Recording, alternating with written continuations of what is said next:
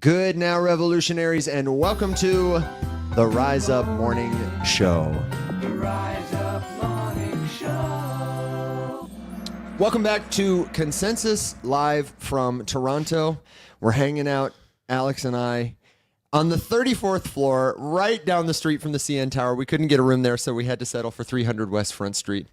It's a beautiful spot. That's our commercial. And now, ladies and gentlemen, without any further ado, I got to introduce our guest, Mr. Marc Boiron. Thank you so much for joining us today, the CEO of Polygon Labs. He is the former CLO, Chief Legal Officer, and we've learned a former D1 tennis player. There's much more to his story, but I'll stop yapping about it and just say, Marc, man, thanks so much for making time to join us today. Thanks for having me. Yeah, it's awesome to be here. I'm giving you some of our canned applause, and I need to know. I'm a big fan of this. For you, is it like, do you feel like a celebrity? Because as the CEO of like a layer one company in the crypto space, that's about as big as it gets in our industry, our little industry. Do people stop you on the street and they're like, whoa, Marc, it's you? Okay, so I don't think about this at all this way. I'm very much a believer that people are just people. The idea of a celebrity, I conceptually don't get it. It's just another person. Yeah. I will say there's a few things that have happened that have been weird and in a nice way, but kind of weird. My son plays hockey. Took him to a hockey game, and one of the dads asked me hey, what do you do? And we started talking, and then I told him, I work at Polygon. He's like, oh, I love crypto. Blah, blah, what do you do at Polygon? And I'm like, oh, I'm the CEO. He goes, you're the CEO of Polygon? And I was like, awkward, but that's kind of really nice of you. But yeah, no, I don't think about it that way. People are just people. Yeah, 100%. For the folks who don't know you, do you want to share a little bit more about who you are, how you got here, your background? Yeah, sure. So as you said, I'm now the CEO at Polygon Labs. I've always been a lawyer until 2 years ago. So I was the chief legal officer at Polygon Labs. Before that, I was chief legal officer at DYDX, which is kind of like a crypto trading platform. And before that, I was just doing a ton of legal work for different companies in this space. A lot of this was DeFi related work for Uniswap and Compound and teams like that.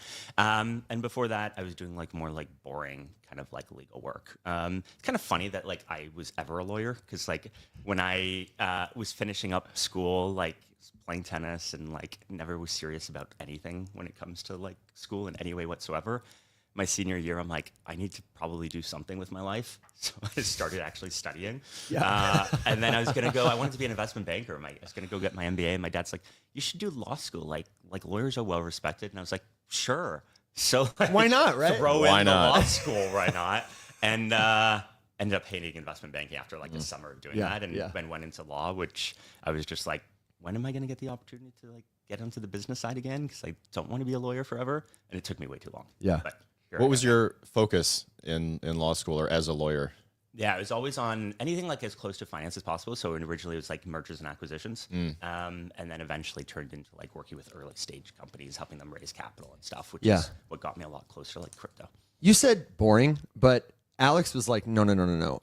Marc's story is fascinating, and I would say if you've got Uniswap in your resume, I know you're advising at Variant Fund. A lot of the people who recognize names like that in our audience are like, wow, that's actually really cool. Tori, one of our friends, says L Woods right here. Legal star.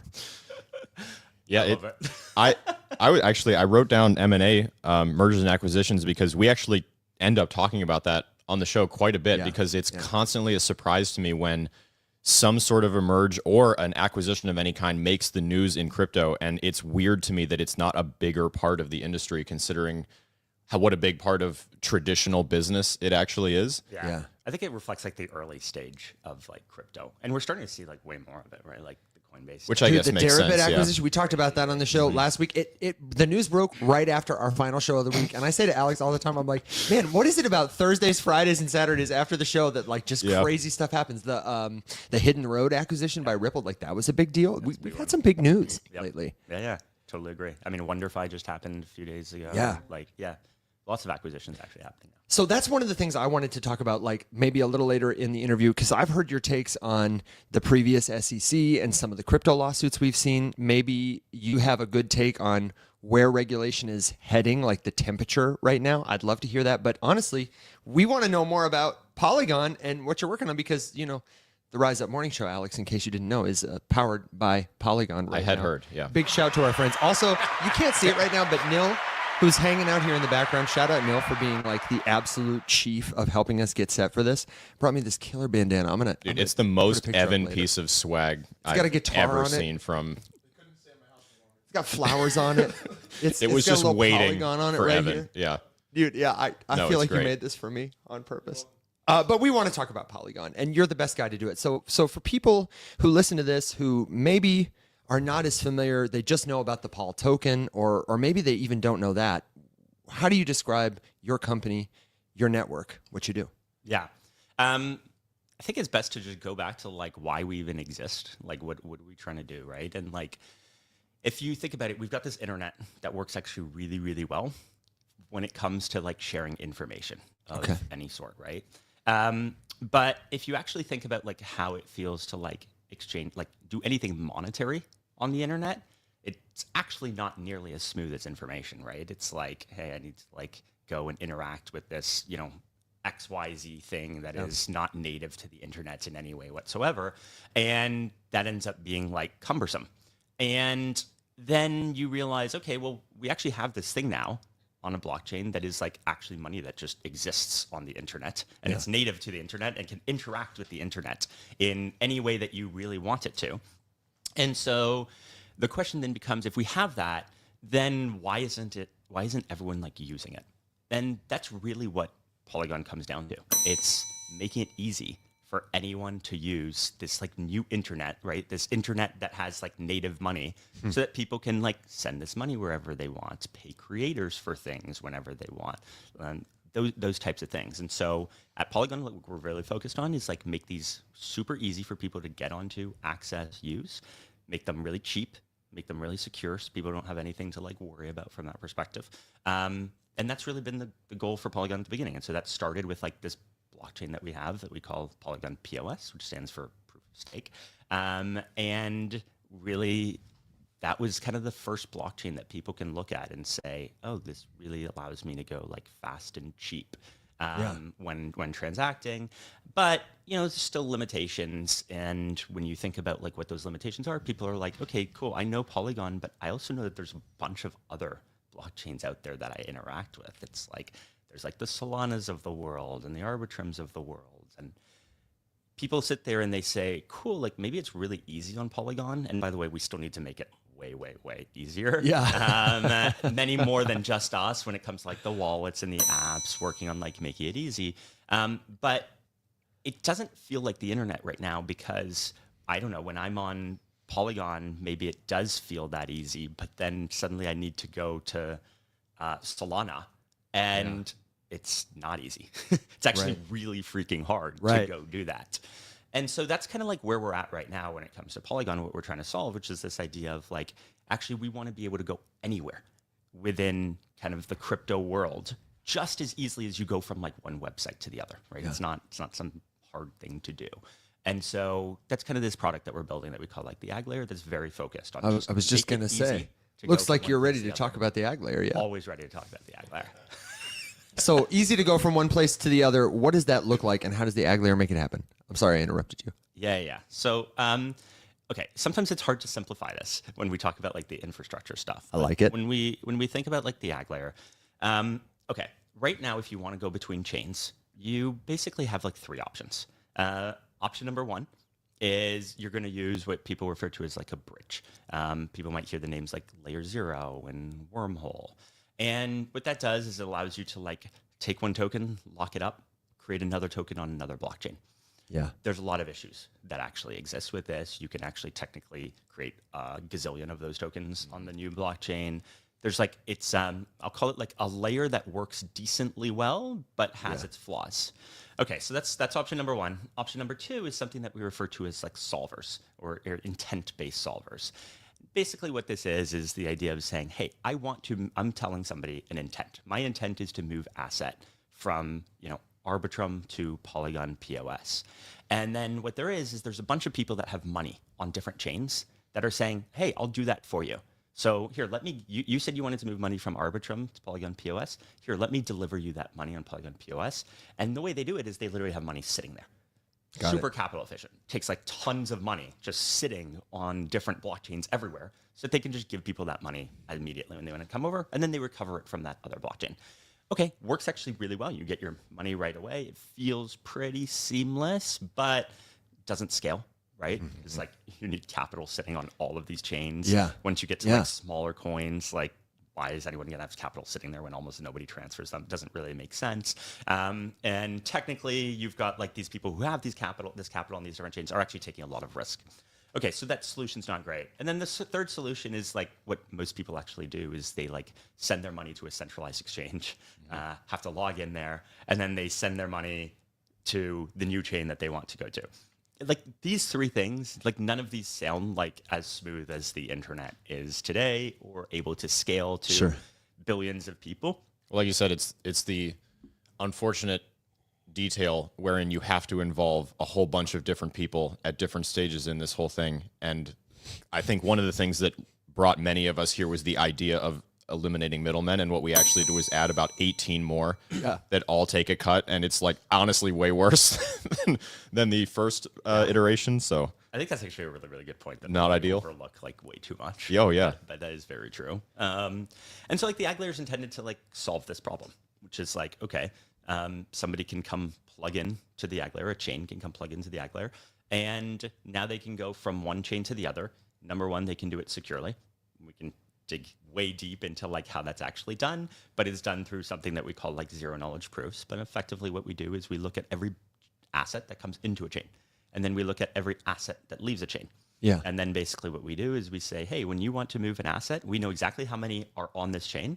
And so when you want to move from chain A to chain B, we're going to let you do that after we have proven that chain A actually has those assets. Sure. Super actually simple using this technology, zero knowledge. And it's a more decentralized way to do it than, say, going to Coinbase and trading your XRP for their wrapped version. We're going to hold it for you. Trust me, bro. Which is like great. I trust Coinbase, but I don't want to have to trust Coinbase. Yeah, I would imagine is the differentiator. Totally agree with you. It's being able to do it in a trustless way. We, again, always think about it of we want to have this be scalable to like the size of the internet, but for kind of native money in Web3. And so everything that we do, we build it in a way that is trustless. We like literally there's nothing that we build that is not trustless. That's the entire basis for what we do.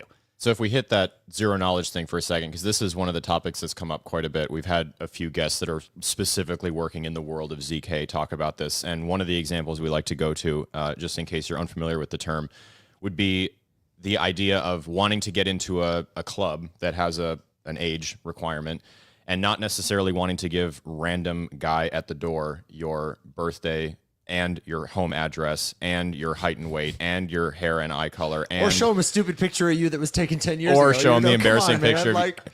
But it would be really cool to be able to just have some sort of proof that that bouncer can trust and you can trust is not compromising any more of your information than is necessarily required. And of course, you could give many examples where you have to overshare, unfortunately, information you'd rather not divulge to person ABC or company ABC in order to be allowed to do something. So this idea that you can know because code has told you that like these requirements have been met, it is okay to proceed. Yeah. And it's cool that you don't even need to know like the specifics. So in the example that you gave, like you don't even need to tell, like you don't need to reveal to the bouncer like what age you are. You just need to reveal that you are more than whatever that is. Right. And you can prove that fact without actually showing any information. Mathematically. And so they actually know nothing about you other than you're older Good than to go. 18. Or to tie it into the Agglayer example, they need to know the equivalent, what you guys would need to know, that requirements have been met. It's good enough. Like you're good. Enough. We know that you have those assets. We have those set rules. Assets exist over there. Right. We prove that those assets exist, and that's the only thing that's needed. And we can now trust that when those assets go over, they're actually going over. So, go ahead. Go I ahead. was just going to say, I'm really curious because, as you said, there are several other methods for either bridging or moving or, you know, centralized exchanging your assets from one chain to another. And I'm curious, as you guys go to build that kind of thing, the first thing that I think is that it's got to be really intricate and hard to put that together in such a way where you could join, like you don't have to stick to only EVM compatible chains, for example. Yep. Can you go a little bit and into kind of that idea of like how obnoxiously hard it is to make all of these things talk to each other? Because like you kind of alluded to, one of the things that brings us all here is this idea of being able to move with freedom and autonomy through this new digital space with assets that actually belong to you. But we are all incredibly siloed into our tiny little, and honestly, even oftentimes on one chain, we're siloed from project to project or protocol to protocol that really just don't want to talk to each other. Yeah. That's got to be. Yeah, I think that's the thing that's probably different about what we're doing from others, which is like there's actually a lot of efforts, right, being worked on in crypto to like go from one chain to the other. But most of them are, I'd say they're just not ambitious enough, right? They're sitting there and saying like, hey, we can go anywhere within Ethereum, or we can go within this subgroup of Ethereum, or we can go with low level of security across like anywhere. I think the thing that makes Agglayer ambitious and different is kind of what you're hitting on here, right? It's intended for all of crypto, every type of chain, doesn't matter what it is, which immediately makes it a way harder problem than when you're saying like, hey, I'm going to deal with like exactly like specific chains. So what we ended up doing was we started very specific intentionally. We started with like, hey, one type of chain. So we have something called like Agglayer CDK, right? It's a chain development kit, allows people to spin up new chains. So we started with that. And then basically what we said is, okay, now let's expand out of that. And so the next release that is actually coming in a couple of weeks is actually just, okay, now any EVM chain can connect. So any chain that's on the EVM can connect. What we have then is a current effort where we're working on like, okay, and then how do we connect the Solana VM? How do we connect chains that use the Move language? And how do we connect chains that use like Cosm Wasm? And yes, that is a much harder problem. It's a much longer problem to solve than just, hey, we're going to connect in this like fast, easy way that's like superfluous on top of everything else. But ultimately, that's the only way we actually solve this problem. Well, Go ahead. No. I mean, the only way we solve it is actually taking diverse kind of chains and bring them together. And like, okay, I hate this analogy. Okay. So if you've been in crypto as long as me, like, now I'm excited. What you've heard is a million times is like, this is like the TCP/IP of whatever. You hear it like a million times. Yeah. And like people describe like Uniswap, which is like an exchange, as like the TCP/IP, and it's like no, like literally that's not. I have to out myself and say I have no idea what TCP/IP is. Okay. What even is TCP/IP? It's think of it as like the communication layer. Okay, think of it as like if you go back to what is it, 50, 60 years ago when the internet was created. What you actually had was multiple networks that were actually just sitting there independently. They talked to different languages, couldn't communicate to one another. Basically, what TCP/IP is a common layer that allows for all component Is this IP addresses? Interact. Like IP? There is TCP/IP? there is a component of that. Okay. It's more complicated than that, but definitely a component of that. Got it. And so the idea here was that, like with TCP/IP, you allowed the internet to actually feel like one internet instead of these different kind of like silos.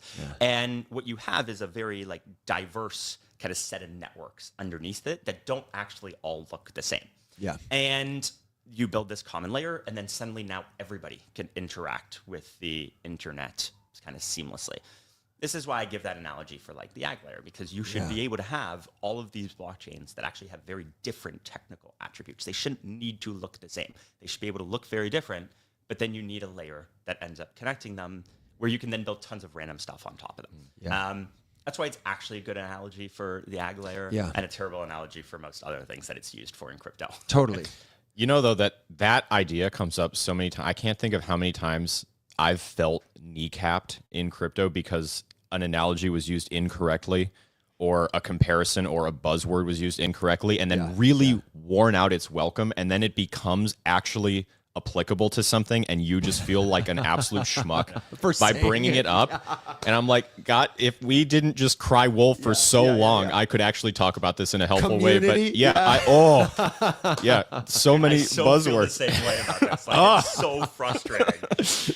All the No, words are guys, taken, it's yeah. real this time. Decentralized. Sure you it is, know. Mark. Sure it is. Okay, so I that's where I want to go next is, one of our friends, Solom, said, is there a way to like do this without saying decentralization, without using, like, we're talking tech, you're talking EVM, and it's helpful for crypto people to hear like words they're familiar with now that we have reference for, but like, what's the user experience of this going to be like? It's going to be like a highway or an internet where you don't have to be an expert to drive your car to the grocery store or get online. And if I could use add it. to that question, sorry, I Yeah, don't want to go cut you for off. it. Go for it. That's it. One of the very first live streams I ever did when I began my TikTok career was with this developer that I was way too dumb to be talking to. So like a lot of what he said went way over my head. But this was like 5 years ago. He told me, he's like, what I envision is this eventuality wherein all of these different chains are doing their thing, but the user has no earthly idea what chain they're on. And all they know is like, I need to pay my friend, and I really don't want to lose X huge number % of it to guy A and company B and corporation C. And that was kind of what I understood this to be, the goal of, is that like we are, digging back into this idea of hiding the wires and obfuscating the tech so that the user can just remove some friction and just like do something without having to be like, okay, shit, connect this to this and then do, okay, when that, no, plug, wrong wallet. Okay, wait, no, change this find my network. seed And phrase. Yeah. like, you know what I mean? Yeah. So I think there's like lots of layers to this, right? So when we think of the Agglayer, it's a very low level protocol. Yeah. So like we can't solve all user problems. What we need to do is develop it in a way so that you can do what you're talking about, right? And so like, I'll give an example on like how we think about this and why we're careful with it. A lot of times people actually will say the Agglayer is not live today.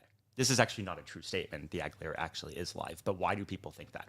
And the answer is we don't market it as actually really being Well, you haven't dropped a token yet. well, true, but there already is a token. There it is. No. I need you to TGE ag, and then I need to. Yeah. We get the KOL deal, right? Yeah. Sorry, POL is the token. Sorry. That's going to continue to be the case. But the general idea is like, the reason we haven't marketed it is because we market it to like developers. So we tell developers, hey, it's live. Come connect your chain. Do like the complicated pipe work here. But what we've intentionally not done is like marketed it to the users as being like, hey, this is something that is live. Come use it. And the simple reason is exactly what you're talking about, which is like, I don't want people to have to go figure out what it is. What I want to do instead is go work with people who build these experiences. So I'll give an example. Like, there's a wallet right now, and wallets are getting better and better at this, but I think the one that stands out to me is a wallet that nobody actually knows, which is called Octo Wallet. And so this is a wallet that was created by the CoinDCX team. CoinDCX is an exchange in India. And they kind of spun out and built this wallet. When you go to this wallet and you say, I want to send like USDC to this address, it doesn't ask you what blockchain you want to send it from. It just looks at what USDC you have. Yeah.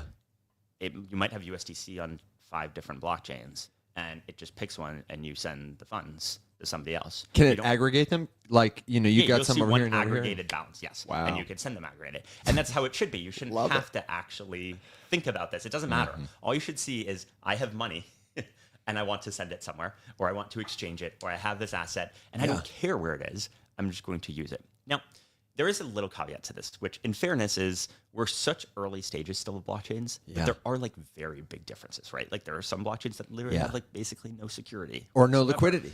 Or no liquidity. Details. Yeah, little details. There are others that are like very secure and have a lot of liquidity. Right. And so in fairness, I still think we're at a point where like if you just like abstract everything away from users, you're going to have users that are going to get like completely rugged because they're going to be sending funds to a chain. USDC on Pi, on Hex. Whatever, exactly. Well, I think No shade, guys.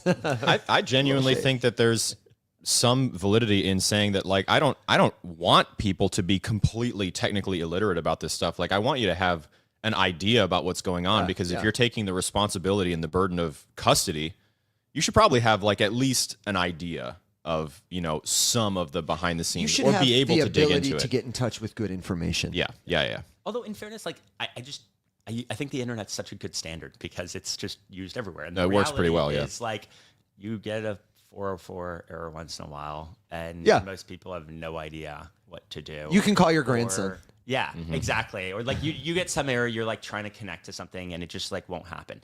Like we haven't actually abstracted away every error, every issue that exists on the internet. We're not going to do it with a blockchain either.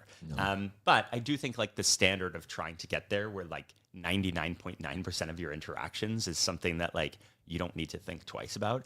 Probably the right standard. And then once in a while, you run into a roadblock because there is technical complexity, just like with the internet, and you need to go resolve that. And then like we'll figure out how to resolve it. Like that seems like totally fine, and frankly, what the experience should be like. Right, exactly. Well, and I appreciate the.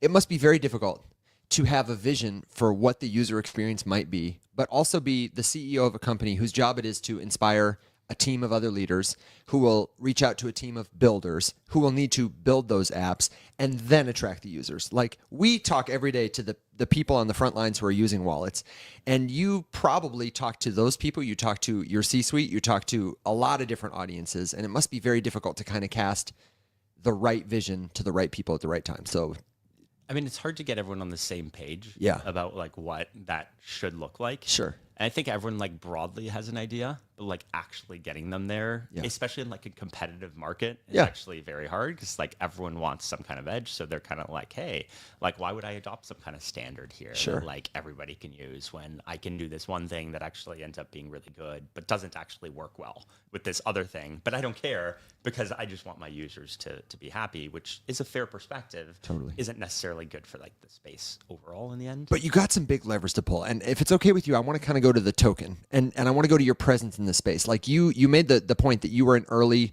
L2. My first experience on a layer 2 was Polygon. Yep.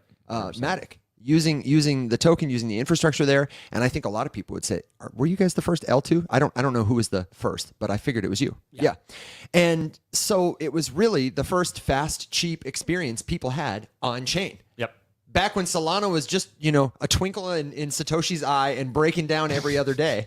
And Cardano, nobody could even, did you even have the wallet? Like it was there, it worked, it was cheap, it was fast. And now I'm curious to know, because that's a big lever to pull. You've got the name, you've got the trust, you've got the relationships, you've got the historical context.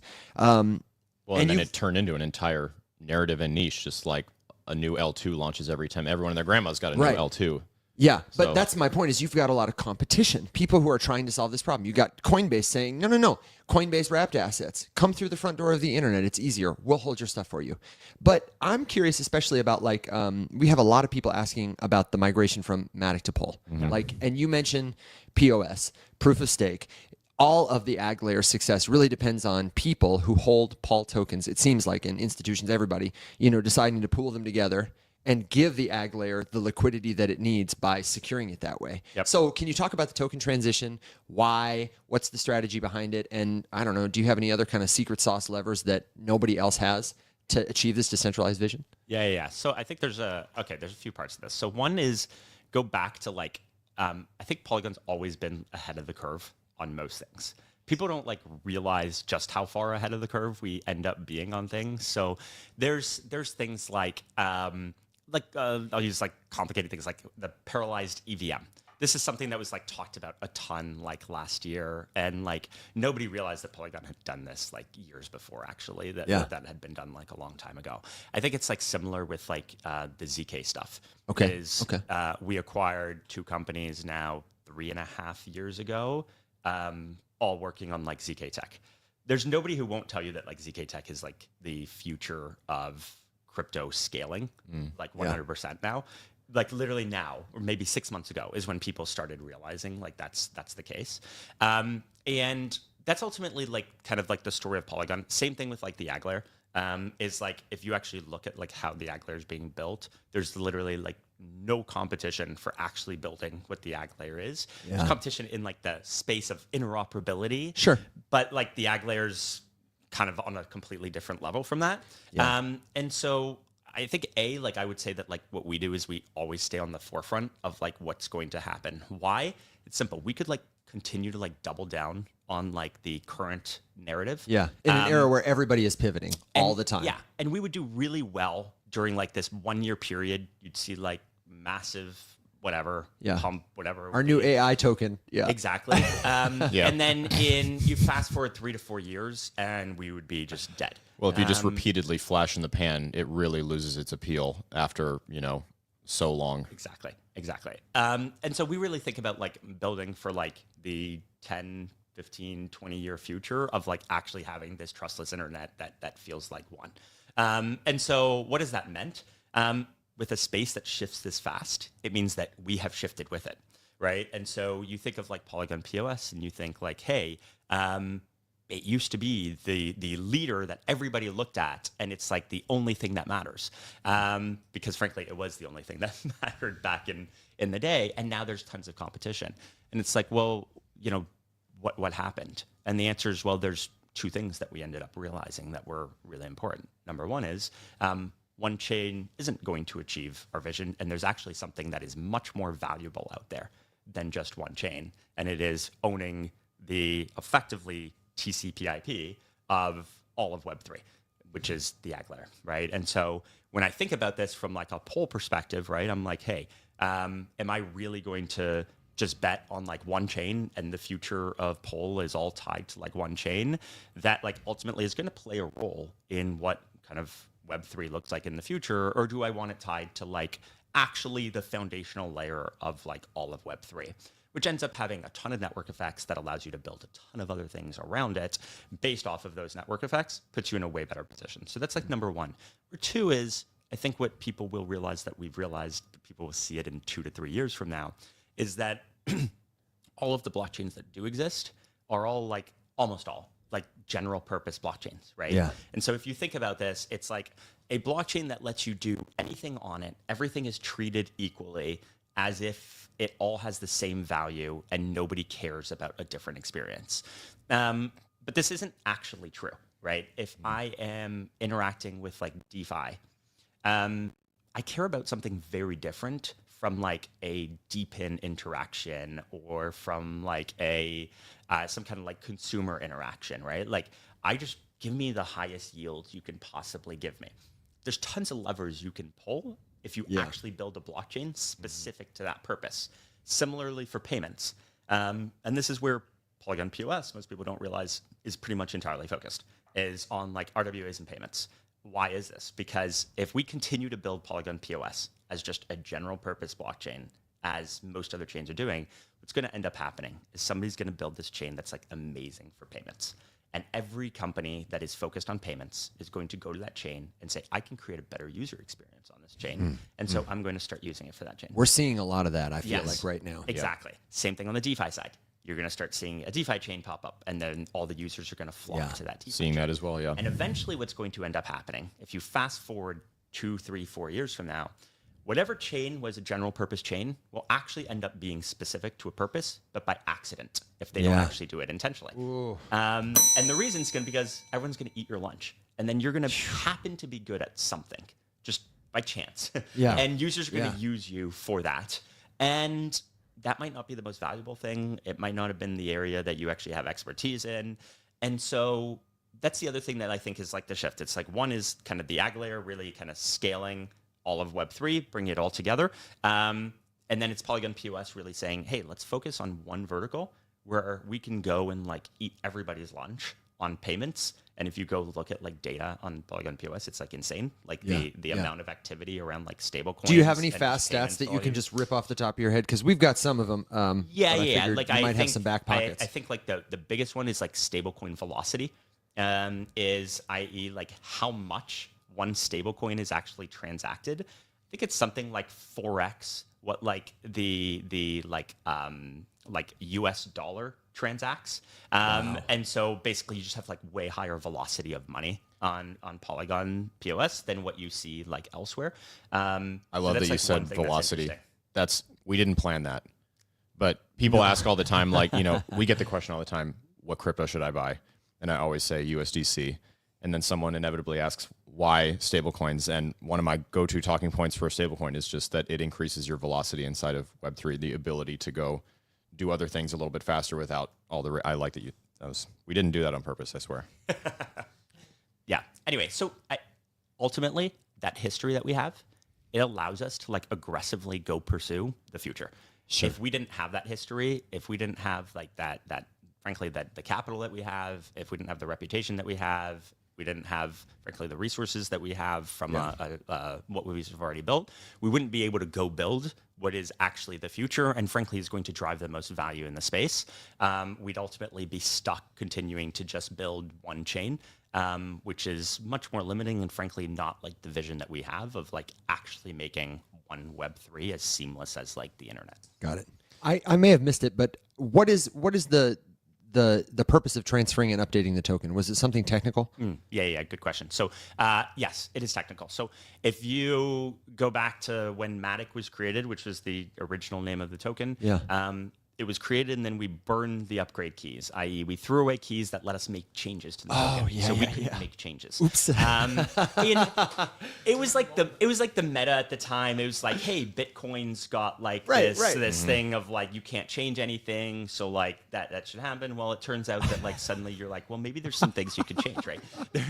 There's specifics about like the token that like even from a technical perspective that like actually make it cheaper to transfer, easier to stake, things like that. So that's one reason. The second reason is inflation. So you actually want to continue to be able to grow, right? And how do you do that? Well, if you have new tokens, you can incentivize more people to stake. You can use the additional tokens to actually grow.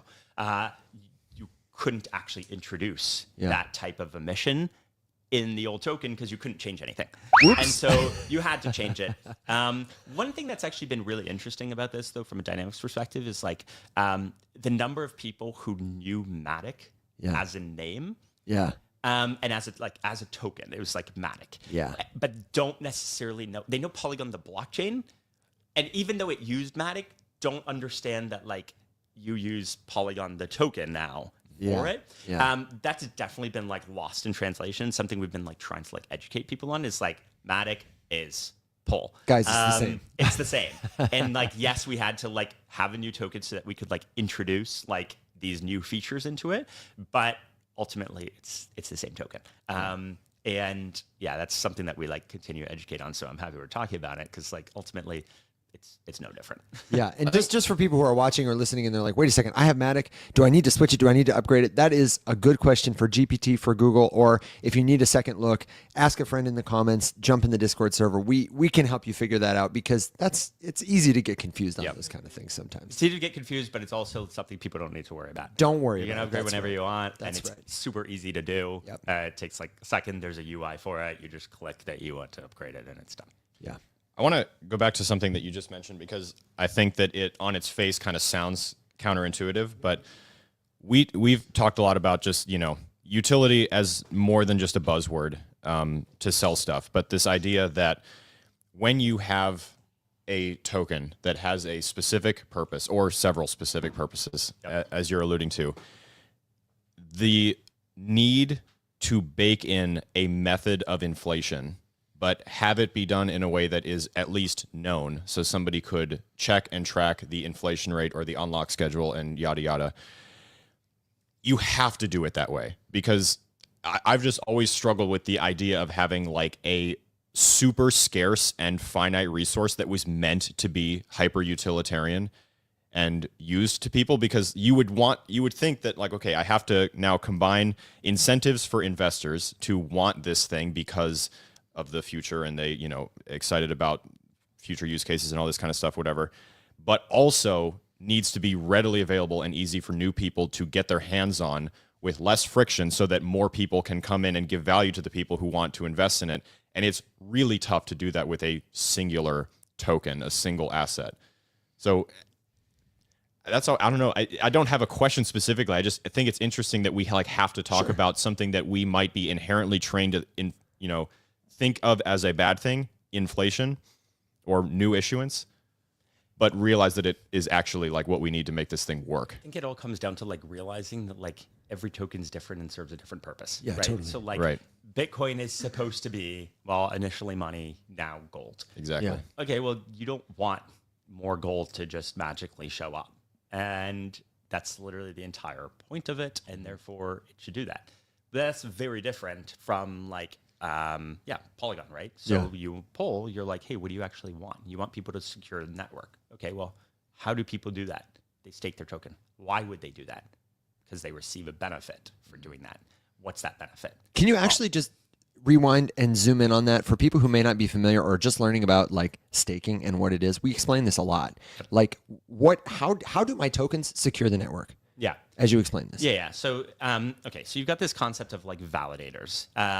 Think of this as like a bunch of computers that are actually like running the chain.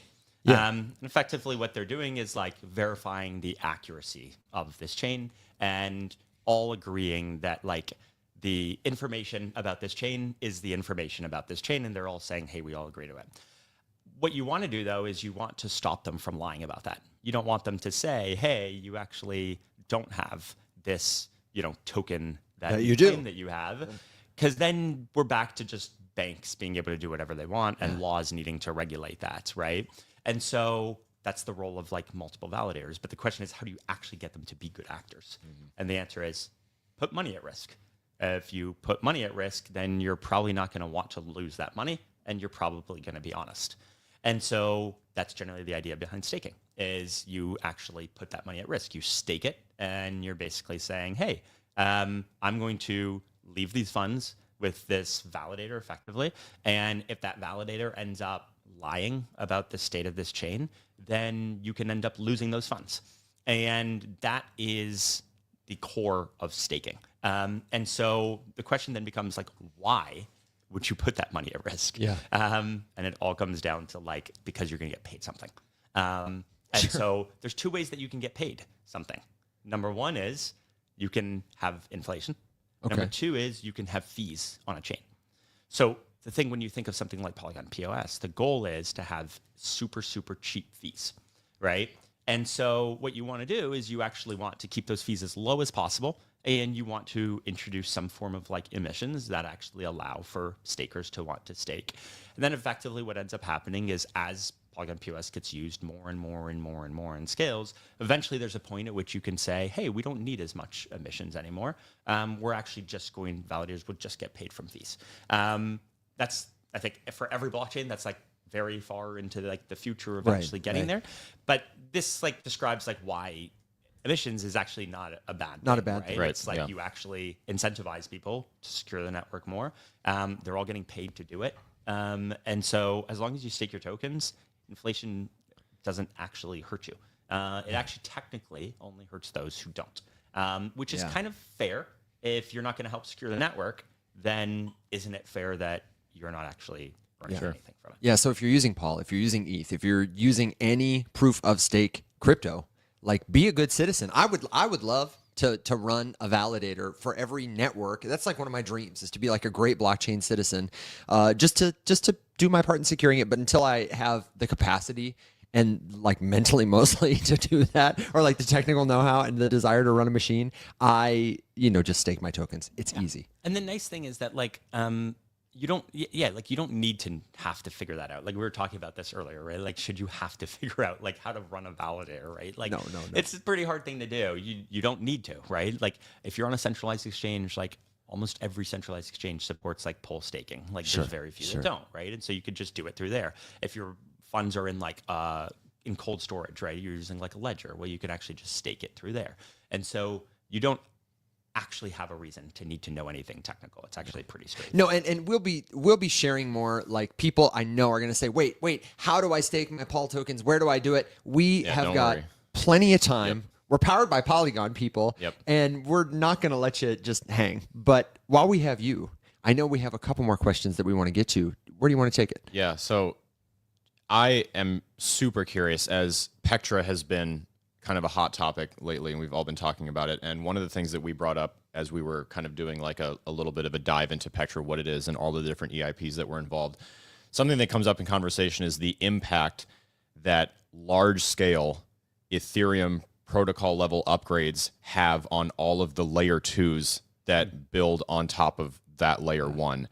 And I am so curious about, from your perspective as the CEO of a large layer 2, or honestly even just a layer 2 in general, who is directly impacted by Ethereum protocol level upgrades, what is that like?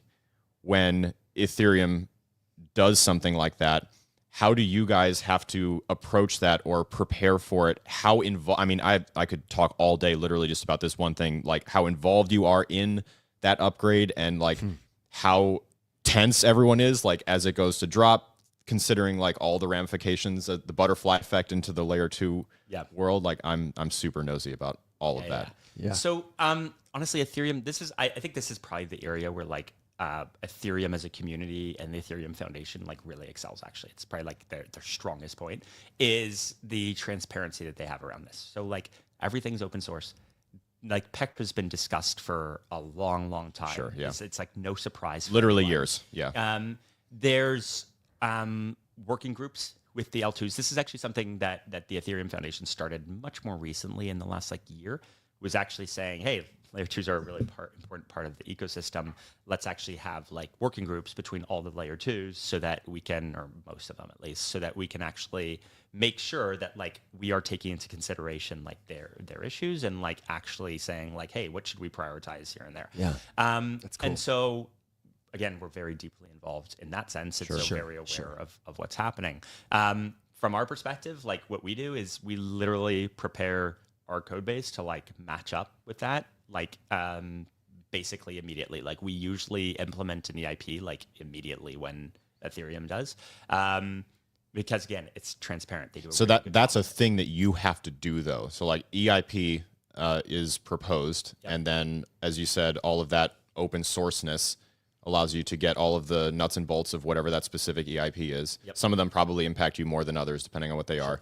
And then you pretty much just like match it and ship simultaneously or like immediately after? A little bit after. Okay. It's interesting being like a company and being responsive to what is essentially a network state. You know, a bunch of people want to make a change and you're the honcho, but they're like, hey pal, you better do it. And you're like, okay, I guess we better do it. Yeah. Neil, get on it. Yeah, the balance of being chief executive of something, but also being subject to governance of your user base as dictated through. Yeah. I mean, ultimately, all software is like this, right? Like if you think of like software stacks, they're all building on top of different pieces. I mean, mostly open source software nowadays anyway. And there's changes made to that open source software and you need to like react to those changes, right? And so I think this is like definitely more integrated, but conceptually the same. Like this is always the case that like somebody can introduce, if you're using an open source piece of software, like something can be introduced that ends up being like a breaking change if you don't actually look at how it integrates with like the rest of your system, right? Yeah. And so same thing for us. Yeah. If you've got a real quick question, then I'm going to let you do it. We have to start thinking about how to ride our cats and cows into the sunrise. If you've got a final thought, a good joke, a word of wisdom, a question for Marc, then let us hear it in the comments. If you're listening in podcast land or watching the YouTube recording, first of all, hello. We hope your candles are green. But leave us a comment there too, and we'll be sure to follow up with him and get you a good answer. I was going to take it to maybe your question that you had yesterday about waving a wand and making a change. But yeah, I think we should. I don't want to spend too much time on this because I think it's a separate topic probably for another time, but I just think it's worth mentioning. That would love to get you back at some point because one of the things that we cover a lot in the layer 2 conversation as we talk about all layer 2s in general, sort of as an idea, is this accusation from mainnet maximalism compared to the scalability benefits of the layer 2 ecosystem on any chain, and whether or not that relationship is parasitic or what could be worked on. And I only wanted to bring it up now. I wasn't even going to mention it just because you specifically mentioned how open Ethereum mainnet is about keeping L2s in the loop, which almost makes me feel like we just answered the whole question just like that, because like if Ethereum was super intimidated by and really angry about, the layer 2, I mean, but maybe not. I think that's a huge topic that you could spend a lot of time on. I can answer this one in like 2 seconds. Oh, give it to perfect. Me. Okay, great. Time begins now. It's completely parasitic, and it's not. There you have it. Thanks for coming today. Here's what I mean by this. It actually just comes down to the Ethereum strategy. If you really believe that one blockchain can handle the entire load of the world, then Ethereum should go and handle that entire load of the world the way Solana wants to try to do it. The answer is it's impossible. It's not happening. And so if you assume that's the case, then the question is, okay, we live in a world where you're going to need multiple chains. The question is, do you try to be the biggest chain of those multiple chains, which is a totally fine, good strategy, or do you try to be the chain that accrues value from the assumption that there's going to be a million chains and all of them are ultimately going to need you in for security purposes and gain the value from that? To me, like the economic difference is actually kind of like relatively small. In the short run, it looks like the one that has tons of activity is like the big winner. But the thing is, with time, fees are just going to continue to go down and down and down on every chain. Unless, by the way, you've built that chain for a very specific purpose that is valuable block space that people want, hence why Polygon POS focuses on payments. But general purpose block space is just going to continue to go down and down and down because it's too competitive. There's always going to be so many people who are going to come up with something faster and cheaper. And so as that value actually accrues and goes down, down, down, the value of execution, the value of people using your chain actually goes down. Yeah. And you start thinking about this and you're like, well, if I actually provide better security than anyone else, rather than trying to be this layer for execution, why don't I just provide this security? Yeah. And that's something that I can do better. That's my advantage. Why don't I accrue the value from doing that? And people will pay me a lot for that. More and more with time. It's kind of like the Agglayer bet. I see. Yeah, exactly. And so I think Ethereum, if they continue with like the L2 roadmap, is just taking the long bet. Long game. And right now, execution looks good, but in the long run, that's not the thing that actually is going to be like valuable. So that's why L2s are parasitic in the sense that right now it's taking the execution value away from Ethereum. But in the long run, they're really not, because the thing that Ethereum's actually really good at is providing security that ends up being very valuable because L2s need that security and are going to be willing to pay for that security so that they can then get paid for the execution on like their specific type of block space that they're providing people. Our guest today is Marc Boiron. He's been great. You can find him at 0xmarkb over on X, the website formerly known as Twitter. You can find Polygon Labs at 0xpolygon. And we definitely got to have this brother back for a round two. But before we ride our cats and cows into the sunrise, I would love to know, as a final thought, Alex was saying yesterday, there's a lot of stuff to change, a lot of things to dream about in the future. If you had like a magic wand and you could change one thing about our industry or about the world it is in to make all of this stuff easier, better, what would it be? Okay, I'm not going to go with like the answer that is the most obvious, which is just every chain come connect to the Agglayer and then like everything's so smooth. Come to the Agglayer. That is the answer. But like, let's go with another answer. We can call that the anyway. given. Yeah. I would totally get rid of this whole like obsession with like blockchains as a community and like the idea of like, hey, I only interact with this blockchain and like I'm tied to this. Like the tribalism concept to me is just total nonsense. It's so stupid. It makes no sense. It's just it's so dumb. And it's like my chain's better than your chain. And it's like, okay, you want to know the real answer to that? Is you used a shitty application on this chain and used a good application on this chain, and now you think this chain's awesome and this chain's shitty, and it's like, no, that app just sucked, and that app was good. And now I love this chain, and I hate this chain, and I'm like, ding. What are you talking about?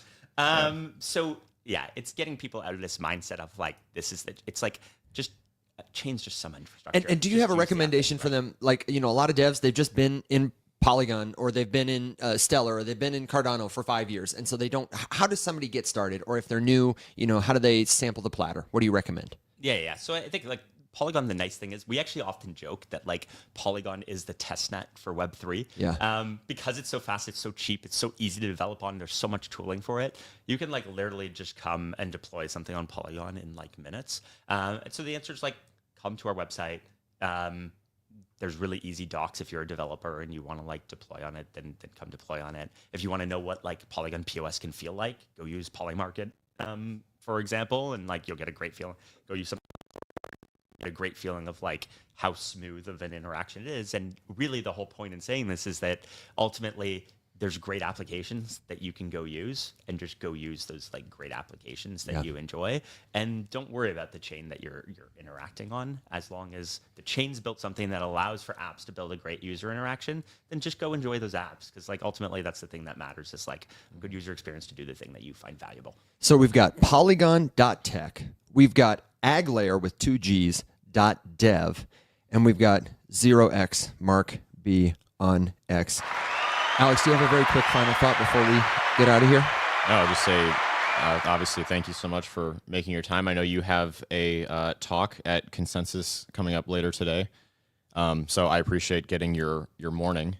This has been a lot of fun. Yeah, no, We are pretty fun. I'm well met. Definitely, Yeah, no. definitely true. I'm well met too. Marc, thank you so much. And thank you for being the very best part of what we do. You can find all the links in the show notes, and we will be back same time as usual tonight for Rise Up After Dark, 7 p.m. Central. We've got our friends Jeff the Dunker, as well as Lindsay and Larissa from the Seeking Alpha podcast. And we might even have some special guests tomorrow too, live here from Consensus. But don't forget, the recordings live forever on your favorite social at theriseup.morningshow.com. We've got so many great resources there. My friends, the only thing missing is you. So come back, keep learning with us, and until next time, everybody, stay safe, be well. My friends, rise up.